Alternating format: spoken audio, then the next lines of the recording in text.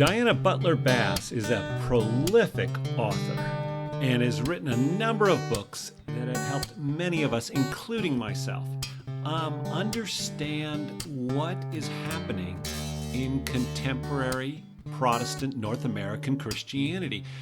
So she's my guest in this episode number 12 of the Bishop on a Bike podcast.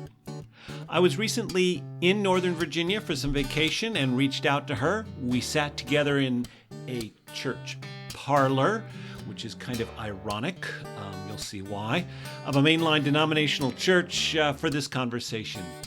It was just a few weeks before the release of her latest book, which is called Grateful. And whenever I type in Grateful into Amazon, it always wants to complete that by adding the word dead, Grateful Dead. So I also, in addition to her book, just had to order some Grateful Dead music. Anyway, Diana gets really positive reviews from people like Walter Brueggemann and Rob Bell and Barbara Brown Taylor and James Martin. So she's well regarded. And in this episode, we cover a wide range of topics. So we start with her own life story and how it really parallels the last 50 years of American Protestantism. So I hope you enjoy these conversations. If you want to connect with me, offer some feedback, have suggestions of who you'd like to hear from in a future episode, or correct me, just go to my website, bishoponabike.com, and use that online form, or connect with me in all the usual social media places. Once again, I want to thank the Mission Investment Fund of the ELCA for sponsoring this podcast. Now, let's get on with our conversation with Diana Butler Bass. It's been an interesting journey. I remember years ago when I had first gotten out of graduate school, the person who pointed out to me that I bore within the whole story of white American Protestantism was Martin Marty. And I was sort of stunned when he made that observation to me because I didn't really understand it. I was barely 30. But now I get it. And that is, I was born in 1959 into what I would call a very moderate, sort of almost subcultural form of Methodism in Baltimore City. And then when I was 12, my parents moved to Arizona. And that sent me on this interesting sort of spiritual journey where we first joined a Methodist church in Arizona, and that just was dull. And it was the 1970s. And there was nothing about that church that answered any of the questions I had. So I wound up going to a whole bunch of different kinds of places to worship. Catholic charismatic movement with friends, that was the height of that. Native American ceremonies with some friends of mine on the what we used to call reservation, but now is the Pima Indian community. And went to synagogue with other friends. It was really Arizona was an interesting place. But I wound up in a place called Scottsdale Bible Church, which was an early version of what would become a mega church. When I joined it, it had 300 people. Now it has, I think, 30,000. And so I wound up within evangelicalism. And from that church, I wound up going to an evangelical college and an evangelical seminary. Studied the history of American evangelicalism with George Marsden when he was at Duke for my PhD. And it was while I was going through that academic journey, I began to kind of question mostly the worship styles of evangelicalism, which, as much as I liked the fact it was very experiential, that we learned about the Bible, the sermons were fascinating and really long, but the worship was so narrow. And it was just a thin band. Okay.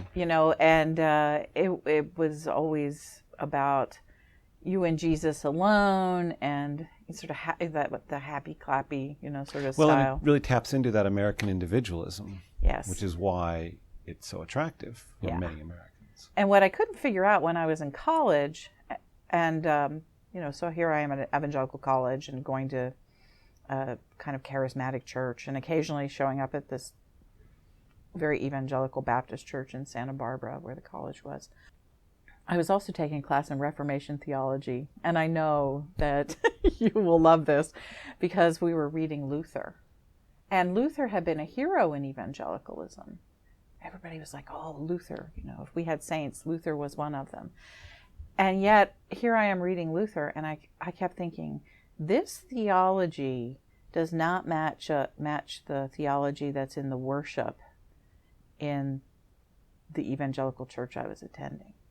And so here I am, I'm 20 years old, and I get this, that Luther would not be welcome in this evangelical congregation. And so I thought, well, wonder where you could find worship like that. And so the first thing I did is I went to a Lutheran church, and I wound up, and I wish I would have known this at the time, but I wound up, the first Lutheran church I wandered into was a church where Walter Capps was a member. Sure, in Santa Barbara. In Santa Barbara. And his wife became a congresswoman from that district. Walter and Lois Capps. Yeah. They also became friends of mine eventually. But I didn't know them then. Right. He was just a liberal professor at UCSB. So I wandered into that church, and it didn't quite do it for me. And so then I wandered over the Presbyterians, and that didn't quite do it. And I eventually wandered into a little Episcopal church, and wow, I was overwhelmed. And so what made you go wow? One was I've always been very compelled by spaces and sacred space, and the particular church building was amazing. All Saints by the Sea Episcopal Church. It was built about 120 years ago now, and it's California Carpenter Gothic, and it was built with redwood. Oh, beautiful. Yeah, you can't do that anymore. Yeah. And so you literally walk inside of All Saints, and the redwood still has that aroma, that scent of being outdoors. And plus it was a very high church kind of church, so there was a century of candle smoke and this redwood smell, and it was literally like being taken into another space, another location. So I architecture and history and liturgy and the prayer book and all that. It got me. And so I became an Episcopalian, or at least I went to an Episcopal church. I didn't actually join for about 5 years after that. So Methodist, moderate Methodist, really significantly evangelical / even close to fundamentalist, and then I became an Episcopalian. And so that's the way I went through that part of the journey in my life. And since then, of course, I have been working, particularly for the last 20 years, with denominations, mostly Protestant, from the huge range of... Yeah, I saw from your schedule, you talk with Brethren, Episcopalians, Methodist, Presbyterians, you name it. Unitarians. And so there are readers and people who have appreciated my work across this range, and some days I feel like now when people ask me what I am, it's like I don't know how to answer the question. Right. You want my institutional answer, or do you want my identity? Yeah. And so I've really learned how to appreciate the beautiful complexity of American Protestantism and all of the different kinds of stories and traditions that are born within that complexity. So with that broad perspective, and this is kind of the $8 million question, what's going on in those traditions that have been historically primarily white, middle class, or up? What's happening in American Christianity, And then we can talk about the evangelical side of it too, because you know a lot about that too. Yeah, I do think that the two things are deeply entwined, because of course American Protestantism has always been complex, and it has always it has always actually been internally divided, but it was generally complex and divided around traditions and sometimes ethnicities. So back in the 19th century, you'd have a German church, and you would have an English church, and you'd have a Swedish church. And I can even think of, for example, the time I visited Red Wing, Minnesota. I taught at McAllister College for a year in St. Paul. And so we took this little trip out to Red Wing, and there are 4 churches on the square in Red Wing, and 3 of them are Lutheran, and one's Episcopalian. And it's like, well, how do you get 3 Lutheran churches in this little teeny tiny town? Of course, one was German, one was Swedish, and one was Norwegian. And I had a friend who grew up in the Norwegian one. And they didn't have anything to do with the Swedes or the Germans. And of course, the Episcopalians were like foreign. And so that was what 19th century Protestantism was generally like, divided up by language and ethnicity. So we didn't really think about necessarily race in a place like that, because that was further. They did in the South, so where you have ethnicity and race, but not so much theology until you get to the late 19th century, when American Protestants decide to have this big war over how you interpret the Bible. The Bible, yeah. And how you also deal with changes around the culture. Yep. And so that becomes what we now call the fundamentalist modernist controversy. And that's when we decided we weren't going to be so divided by ethnicity anymore. We were still going to be divided by race, but not so much by ethnicity among white people. And we are now going to be divided on theology and politics and culture. How much do you think, this is kind of a side note, how much do you think of that is born out of the changes in society with the Industrial Revolution? Or is it more isolated from that in terms of kind of all the discoveries that happened in the 19th century with archaeology and that led to the historical critical method of looking at the Bible? I think it can't really be separated from actually both of those kinds of questions, because the economic piece of it, the Industrial Revolution and its various phases, was absolutely connected to the academic, the intellectual, and the historical kinds of questions. You know, economics and how we think about economics and the way our lives are organized economically, that was a science that developed in the late 19th century, right along with geology and contemporary biology and sociology and psychology. And it was that whole complex of sciences that began to press in to American religious life and make us ask new questions of the Bible. And so I think that they're just intimately connected.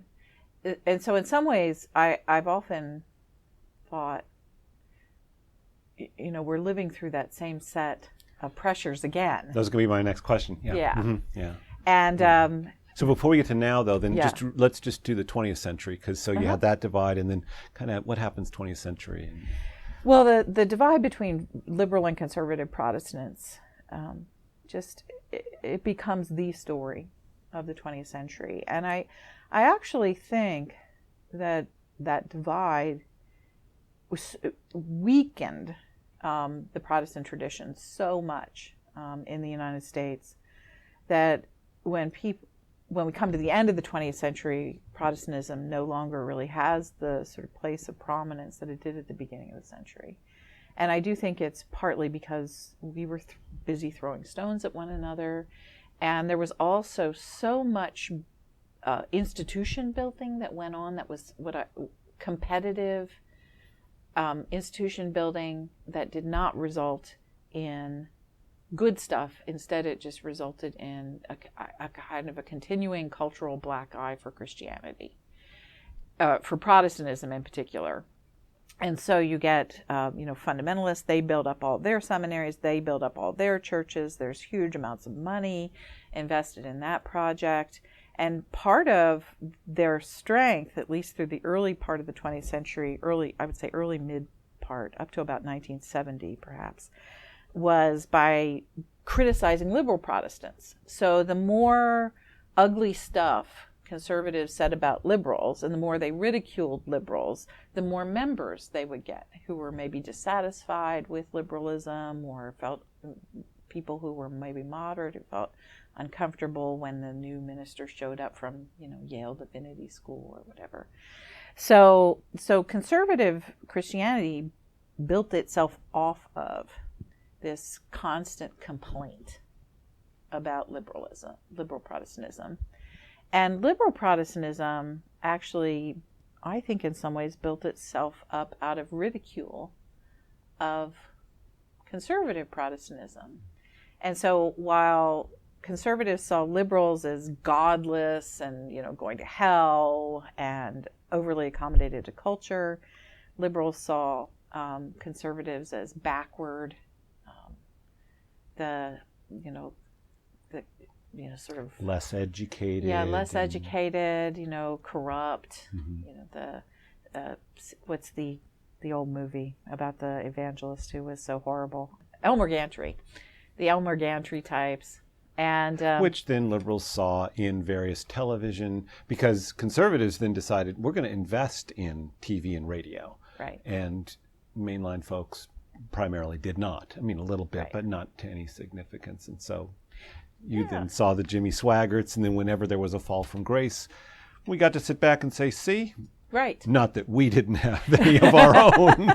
and the problem with that, of course, is what happens is that it means through most of the 20th century, American Protestantism was not building out what I would call a positive narrative of what was emerging as postmodern life.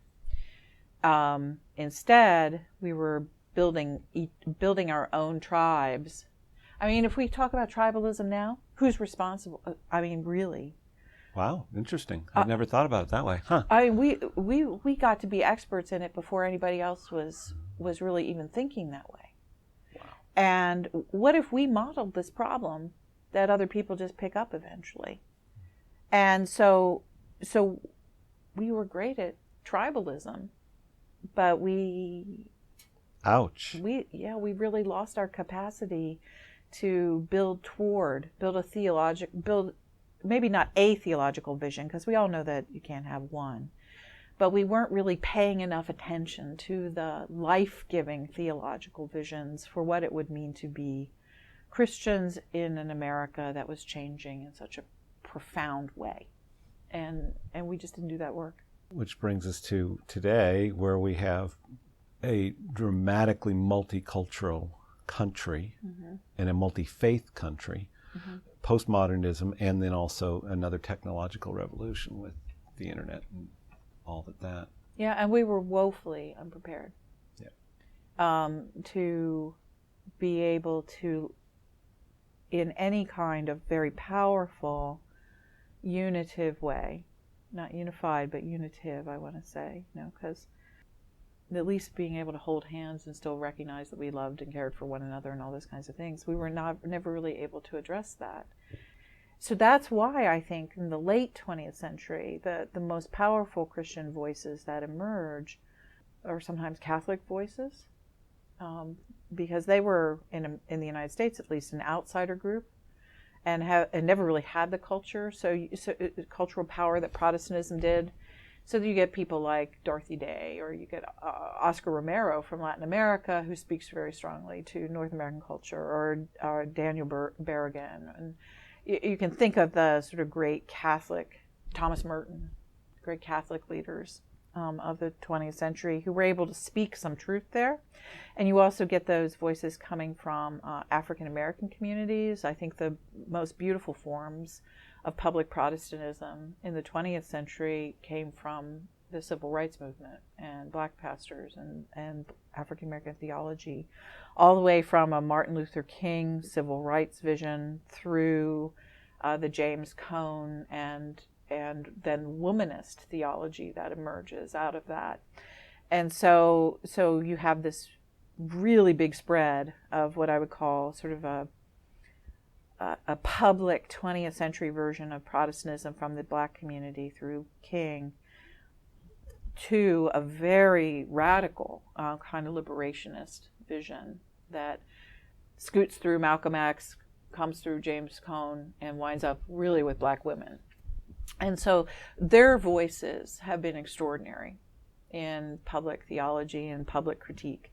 And then, of course, you do get a lot of amazing theology, too, out of the Jewish community. So you get Heschel, for example.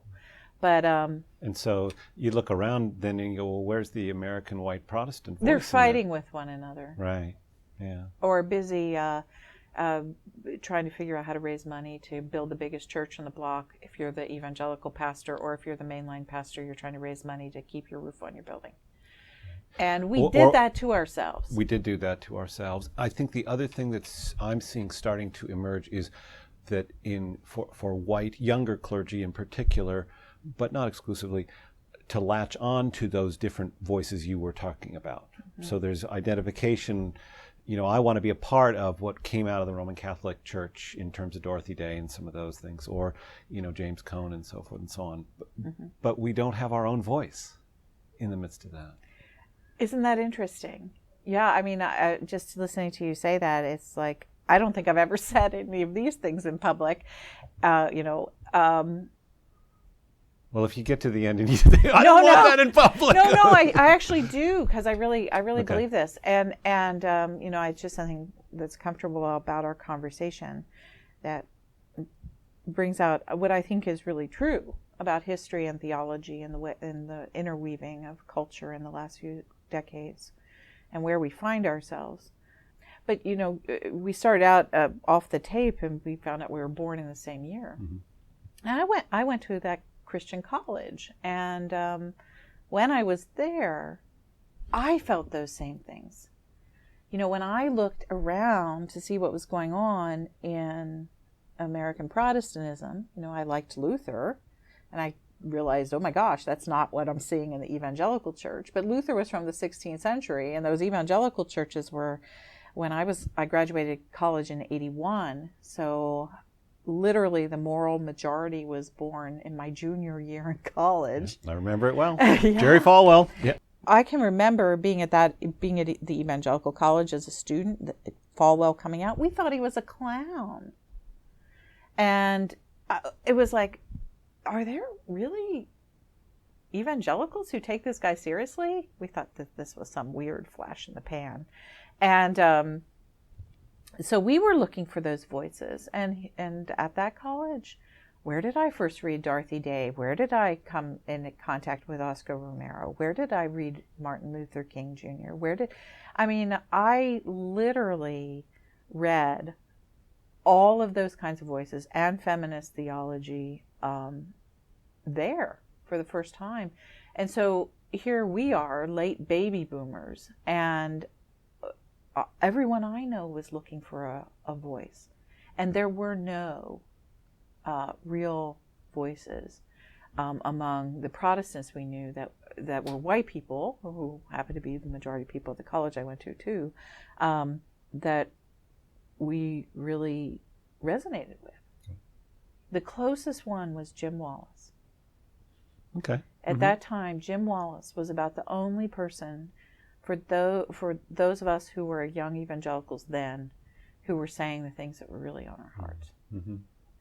And of course, that whole Sojourners project, while it started out with a few white guys from northern Illinois, it winds up, now being kind of an extraordinarily pluralistic, multicultural Christian project. They've really grown as the questions have grown. I have a lot of admiration for them.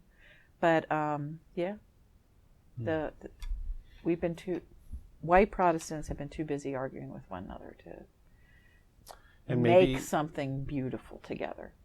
Yeah, and maybe we couldn't because we thought we were the king of the hill, and so when you're in that position, you can't see around you, even though the voices of our tradition, whether it's Luther or Paul or Isaiah or Moses, are not that. But and so So what I see in my denomination, the ELCA, is a kind of post-traumatic stress disorder of, you know, and various attempts to amend for those mistakes of the last 50 years.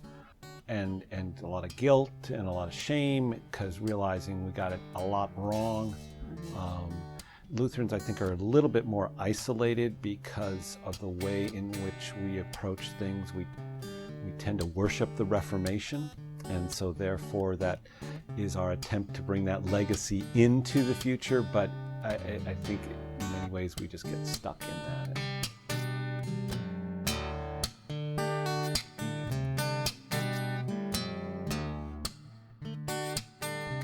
Right now, our most visible public theologian in the Lutheran Church is probably Nadia Bolz-Weber, who speaks in a language that people go, oh.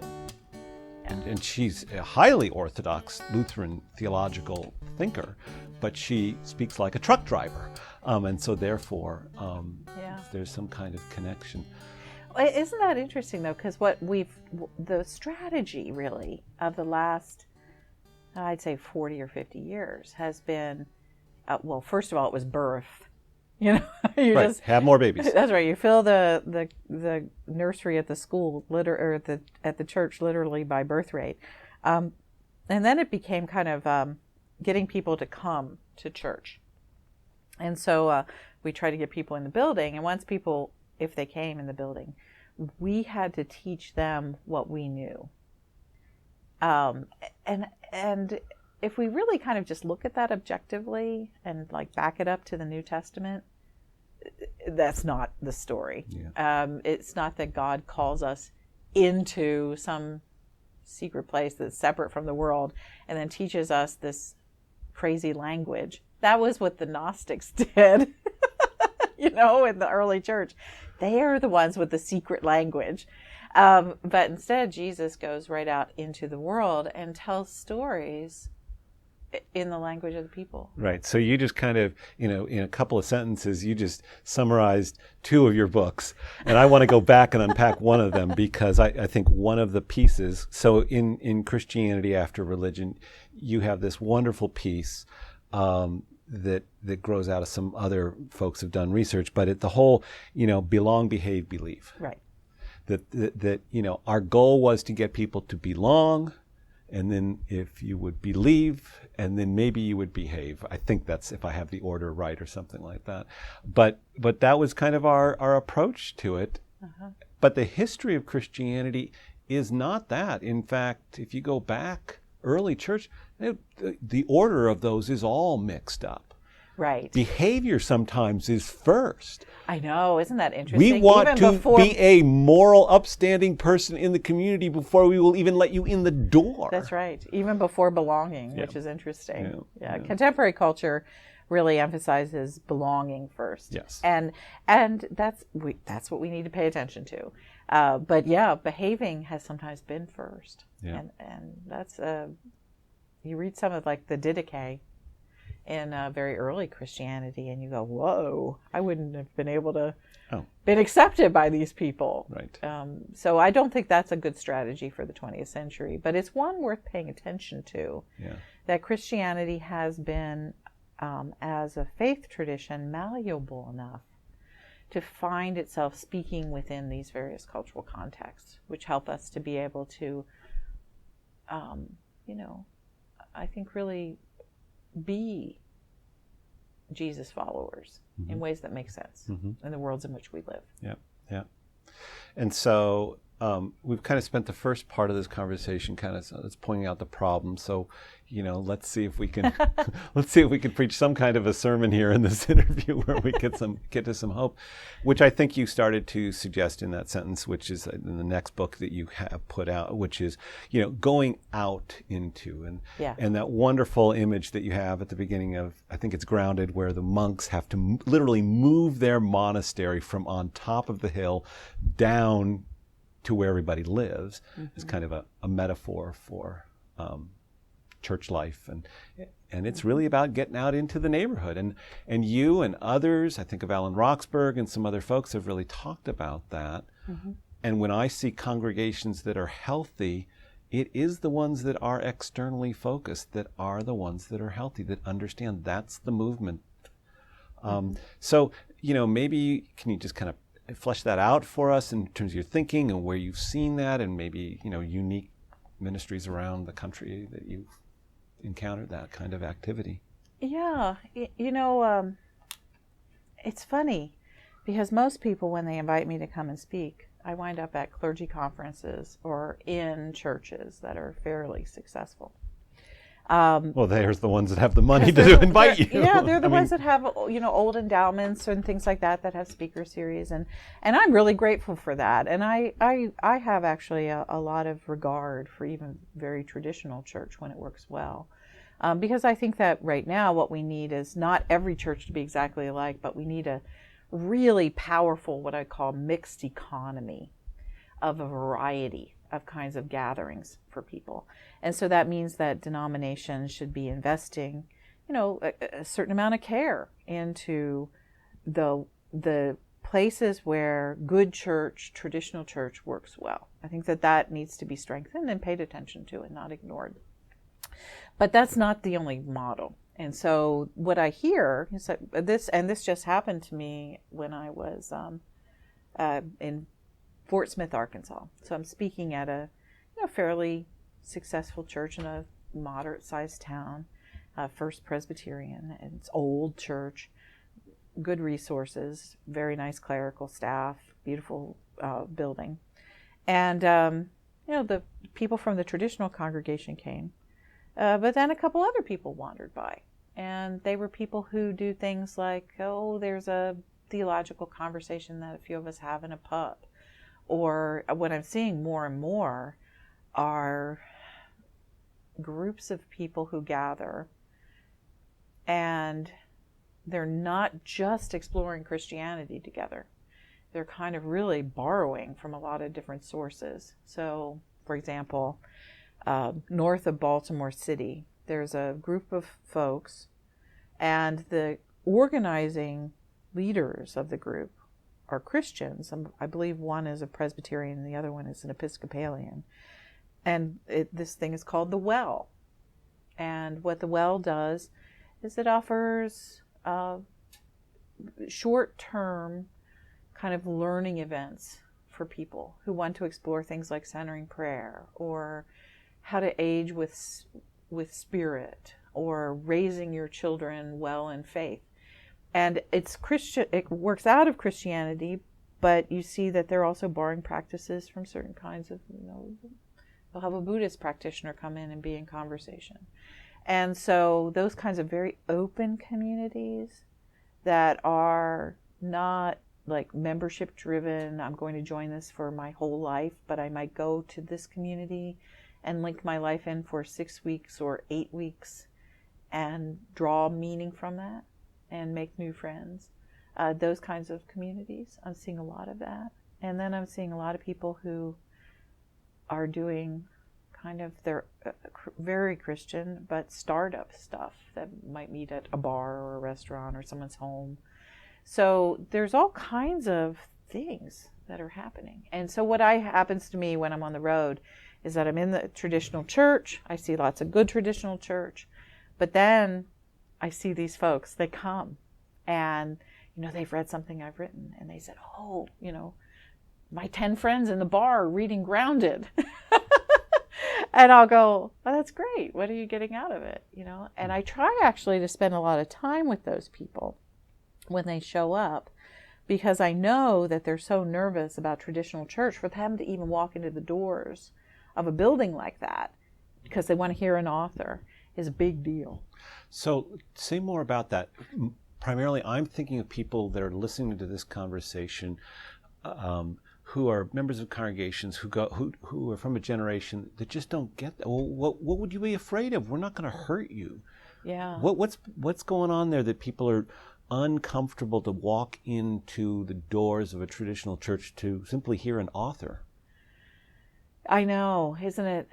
It doesn't even really occur to me. I mean, I've walked over so many church thresholds in my lifetime. But if we think about, for example, that war that I was just talking about between Protestants, There's a lot of people who are more removed from church. When they think of church, they think of hypocrisy, judgment, narrow-mindedness, somebody who wants to get their hand in your purse and steal your wallet. There's a lot of cultural negativity. And so even if you think, oh, there's a liberal church down the street, it's not the church of the Elmer Gantry. I'm not going to go there. Right. It has a rainbow flag in front of it. Yeah. Oh, okay. Well, that's interesting. And that's kind of cool. And yet they haven't been there. Just the act of walking up to those doors is so intimidating because you really don't know what's on the other side. And frankly, even some of the churches that try to hang out, sorts of signs of welcome, I can't even tell you how many times I've pulled into a town and there's a cute church. I love looking at churches. I just am really curious. And so, rainbow flag or you're always welcome here. You walk up to the door, it's locked. And so even for a person like myself who wants to walk inside the church, the doors are almost always locked, except on Sunday morning. And Sunday morning is the one place that's actually the scariest for people who don't want to go into a church to go into a church. Because there's going to be like an organ and there's going to be greeters who might overwhelm you and all that kind of stuff. And so sometimes literally just having the doors open for people to just be able to move as they can, into that sacred space.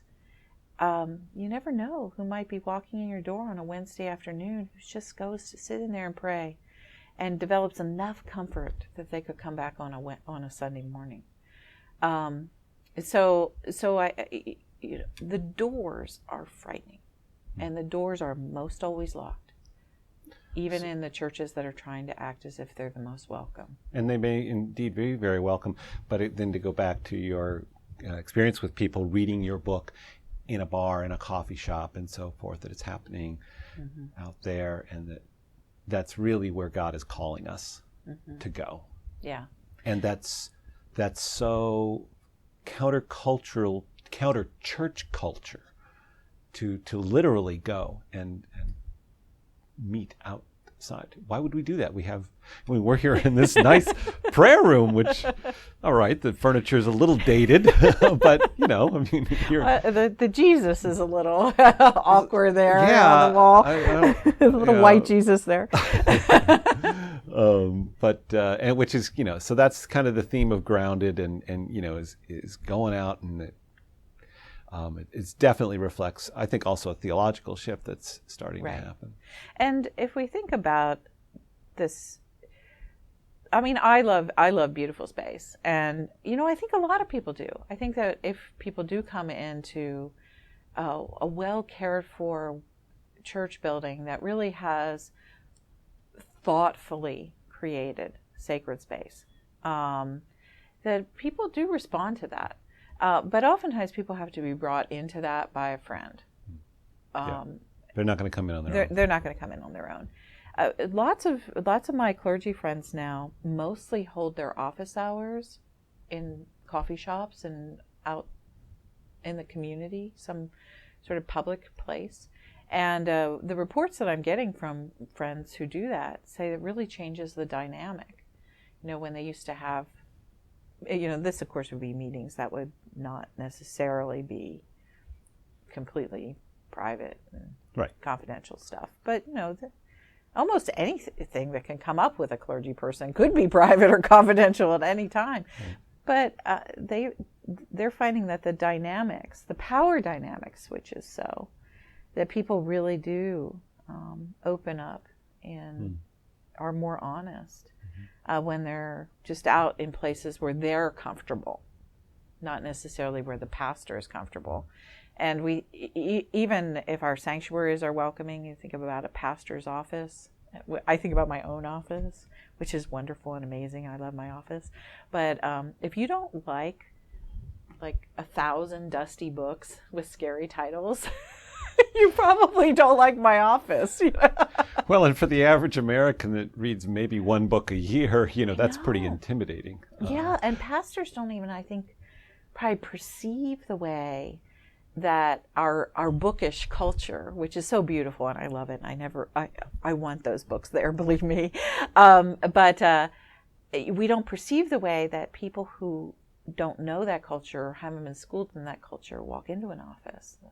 It's like, whoa, all those symbols those books are symbols of authority, and almost a symbol of I know more than you. Well, privilege and education, graduate level education, and so forth and so on. Yeah, I once had somebody come into my office years ago and said, wow, have you read all those? And I had to turn around and look at the bookshelf and go, well, no, but a fair number of them. Yeah. And that did change me thinking about that. Mm-hmm. So let's move from grounded to thankful, which is coming out. It's actually grateful. Grateful, which is coming out. Yeah, I'm thinking about writing month. my next one on grace. Grounded, grateful, and maybe grace, but I'm not sure yet about the third. The three G's, and when they're all out, then they can be packaged in a nice little box, by your publisher when they reissue them. Well, they grounded and grateful do make a set. Oh, okay.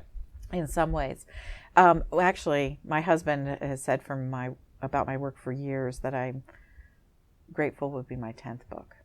And my husband always says, oh, you haven't written 10 books. You've written one really long book. With several chapters, long chapters. That's right. So they have to come out in sort of phases. I love it. What is grateful all about and focused on? Well, grateful is actually focused on the one spiritual practice in the world, and that is gratitude. And grounded, what I was trying to do with that book was to re-engage a particular part of theology. And that was, grounded is really about the incarnation, how we experience God in the world, God with us. And what I was trying to do, people think of Nadia oftentimes as that sort of edgy public theologian, and maybe I'm the mystical public theologian. Fair enough, yeah. As it were. Because what I was really trying to do was take the doctrine of the incarnation, and I was asking myself the question, where is God with us, present and obvious in the lives of people today? And I realized that through nature and neighbor. And those are really two places that lots of people talk about God being here. And so I just wrote that as a sort of memoirish theology without using the big scary words. And that validated the experiences of people who find God with nature and neighbor, and then helps them to pay attention to that. And then, of course, I redirected them to seeing how that shows up, mostly in biblical tradition. So I'm doing more and more in every one of my books as I go through with the Hebrew Scriptures. And I talk a lot to rabbi friends of mine who are so insightful about what it really means to be a Christian, which I think is utterly fascinating, because of course Jesus was a rabbi. So that's what Grounded was about. And then the question emerged for me, okay, well, so we're out there, this God is with us in the world, we experience God in the world, well, what do we do about it?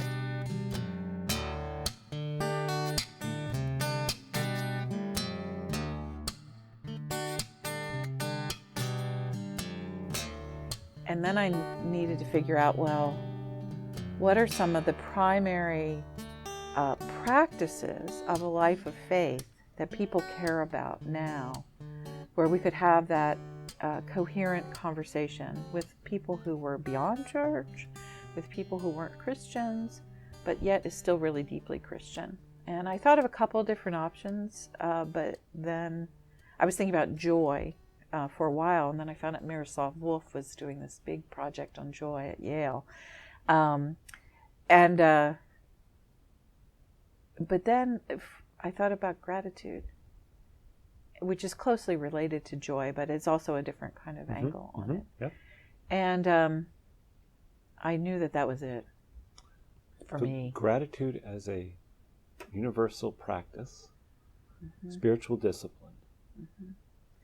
That people, a spiritual practice that I think really is at the heart of what it means to be human, and really is at the heart of the beautiful dream of God with and through all of creation. So it shows up in every world religion in interesting ways, and actually ways that are very resonant across boundaries, and that people are really curious about today. So it has both an edge of relevance in the culture, but it is also just so profound and deep and transformative. And it really matters in religious community, as well as people who have left religion behind. Mm-hmm. I just was listening to a podcast with David Axelrod. He's interviewing Lawrence O'Donnell, who's one of the folks on MSNBC. And apparently, I didn't know this, Lawrence O'Donnell was in an automobile accident, 4 or 5 years ago. And he's asked about it. And what's the one thing he took about it? It was a near-death experience. Wow. And the one thing he has taken from that is gratitude to be alive. Oh, I wonder if that's where his beautiful campaign every Christmas time. He does that wonderful thing where he raises hundreds of thousands of dollars to donate desks to schools in Africa. It's called the Kind Fund. And and that's what gratitude does. You know, when we understand that everything is a gift, we wind up giving gifts. And I think for me, I had always struggled quite a bit with gratitude, which is often where my books come from, is that there's something that I just can't quite understand in my own world. And I'm enough of an academic that I have to think through it. I have to write my way through it. I have to really study it and figure it out. And so one of the conclusions I came to fairly quickly was that I really didn't understand gratitude, what it really is. And I had always thought of gratitude as almost like quid pro quo, is that somebody gives you something, well, you have to give them something in return. And so if you get a gift, you have to write a thank you note. If you get invited to a dinner party, you have to invite somebody out to coffee, or bring them flowers, or take a bottle of wine. Tit for tat. Yeah, real that tit for tat kind of exchange. And so, as I got into reading, there's a lot of big philosophical and theological arguments about that. Well, and it's also in certain forms of the way Christianity gets expressed, kind of like, look what Jesus has done for you, which was supposed to be gospel, but is presented as, okay, so what are you going to do for him? That's exactly right. We've really, talk about American Protestantism, we've essentially created a quid pro quo form of salvation in American Protestantism. Jesus died for us, so we have to give our lives to him. And we've even structured it in very hierarchical ways. The idea that God and Jesus are above us, and we have to then, basically on our knees give back. And then we not only do we do that with salvation, but we do it with prayer. Is that, we think that if we just say thank you, God enough, then God is going to pay attention to us and then give us an answer to our prayer. Right. But that's not the gratitude you're talking about. No. So help us understand the difference. In Grateful, I talk about two basic forms of gratitude that are present in Western culture. And one is what I call debt and duty gratitude. And that's what I'm just explaining. What we're talking about here. It now is that someone does something for you and you are in their debt, and it is your duty to discharge that debt. And so a huge amount of American and really even Western Christianity is in that debt and duty cycle, and also our political and social lives. wind up being in that debt duty cycle. So I talk about that quite a bit, and the problems associated with that, because debt and duty gratitude in its most benign form becomes a kind of noblesse oblige, where people who are superior, or were God, out of their goodness give gifts to lesser beings, and then the lesser beings express their gratitude to the beneficent, sort of benefactor, and sort of owe things to the gift giver. And that's the nice form of it. The bad form of it is quid pro quo, tit for tat, control, dominance, all those things. Gift and response gratitude, the alternative, has always been the sort of minor key in Western culture, but it's very much the biblical view. It also shows up in interesting places like Jane Austen, where often has women's literature has a different structure of gratitude to it than certainly economic or that sort of public debt and duty gratitude. And what gift and response gratitude is and when I wrote this line, I literally hit my hand on my head, because my mother, all of our moms for probably all of our lives, always said it's better to give than to receive. And that's not even true, because the truth of it is that in order to give, we all have to receive first. And every one of us, no matter how rich, how poor, what the color of your skin, where your privilege is, where your privilege is not, we have all received first. And that is the gift of life, the very air we breathe, the water that runs in our streams that we drink, the food that we eat. Everything is a gift. And only receivers can really give. And if once you understand that we are born to a place where, as Wendell Berry says, everything we need is here. In other words, we are born into a gifted universe, and that we have received this completely through no doing of our own. Then we are freed not to put others into obligation of our benefaction, but instead to be able to say, okay, I'm just going to spread the gifts around. Mm-hmm. And so that's what gift and response gratitude is. The recognition of being born into literally a universe of deep abundance and grace. And then to receive that with open arms and hearts that are willing to live into the tender reality of that. And then be courageous enough to spread the gifts further. And so, here I am, we're talking, and one of the things I know pretty well in my life, even though I am an Episcopalian, is I understand Reformation theology. And this is what I think that Protestants really screwed up, is that we have not acted as if we are born into we were born into a universe of grace. And this is a place where actually Nadia and I have a little bit of a theological argument. I think she's mad at me. But Don't worry, everybody thinks that Nadia's mad. Maybe so, but it's okay. One day we'll get a chance to talk about it, because I've heard her through the years, and I admire her so much, and she's done such remarkable things in terms of public theology. But she always kind of talks about grace as if it still has to come from some other place. It comes down to us. It's like, and I literally, the incarnation actually teaches us that grace was born here and walks among us, that the universe is actually grace. It doesn't come from anywhere. It's just here. The incarnation never goes away once it happens. So here's my guess to try to, and I'm not going to try to play Nadia. I don't have any tattoos, nor do I plan on getting any. My guess is she's probably trying, that if she were here, she would, the way I'm just kind of stumbling over this. She wants to make sure that we understand the source of the grace.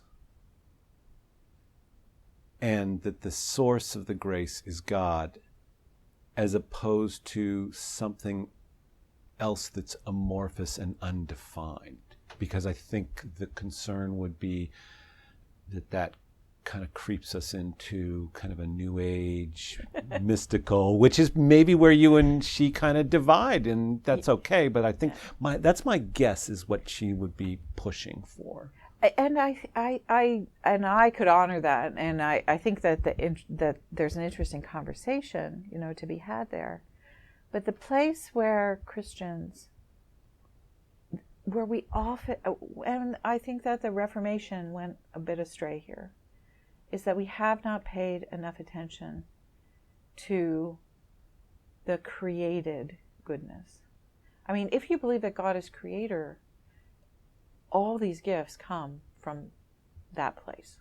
All these gifts come from God. This abundance comes from the compassionate source of creation that issued all of this out from simply breathing. And so for me, it's not amorphous. It is inconceivable. The giftedness of the universe is inconceivable without God. And that maybe did become amorphous. And so then God sends Jesus as the embodiment of that reality to remind us that the creation and giftedness are intimately and always connected. I think it's what Irenaeus was trying to get at, in the early church. And so I think that what has happened, even with our ideas of grace, is that we maintained a dualism. There was grace and not grace. There was grace and nature. There was God gives us grace because we have no grace. And I just think that might have been a wrong direction for Protestant theology, to take grace and put it into that dualistic context. Mm-hmm. And I think even in Calvin in particular, maybe not so much Luther, but I think in Calvin, I think he sees that problem. And Calvin in the Institutes talks about how nature is a school of grace. I think Calvin can't escape the dualisms because of 16th century Western culture, but I think he gets it at some level, and he tries to bring them back into conversation. And the person in that tradition who takes that little shred of Calvin and develops it probably most fully is probably Jonathan Edwards, who we think of Edwards in very, you're in New England. We always think about him in fire and brimstone ways. But the best of Edwards is his sermon, like A Divine and Supernatural Light, where he talks about grace being the actual, it's really imbued in the whole of creation.